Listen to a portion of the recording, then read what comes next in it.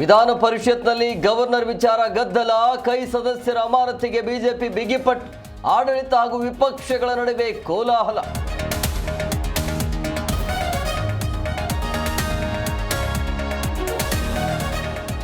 ಮೂರು ಚುನಾವಣೆಯಲ್ಲಿ ಸೋತರು ಎದೆಗುಂದಿಲ್ಲ, ಸತತ ಸೋಲುಗಳು ನನ್ನ ಪರಿಪಕ್ವ ಮಾಡ್ತವೆ. ಮಂಡ್ಯದಲ್ಲಿ ನಿಖಿಲ್ ಕುಮಾರಸ್ವಾಮಿ ಹೇಳಿಕೆ.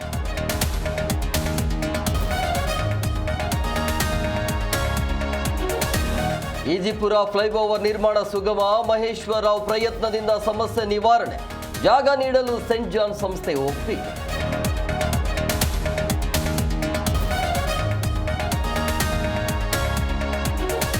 ಶಿಡ್ಲಘಟ್ಟ ಪೌರಾಯುಕ್ತಗೆ ನಿಂದನೆ ಕೇಸ್, ರಾಜೀವ್ ಗೌಡ ಅರ್ಜಿ ಕಾಯ್ದಿರಿಸಿದ ಕೋರ್ಟ್.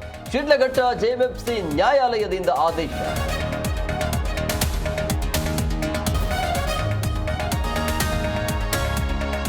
ವಿಶ್ವ ಮಟ್ಟದಲ್ಲಿ ಮೆಚ್ಚುಗೆ ಪಡೆದ ಇಸ್ಕಾನ್ ಅಕ್ಷಯ ಪಾತ್ರೆ, ದಾವೋಸ್ನಲ್ಲಿ ಯೋಜನೆಗೆ ವಿಶ್ವ ನಾಯಕರ ಮೆಚ್ಚುಗೆ, ಸಾವಿರಾರು ಜನರಿಗೆ ಬಿಸಿಯೂಟ ಬಡಿಸಿದ್ದಕ್ಕೆ ಶಹಬಾದ್.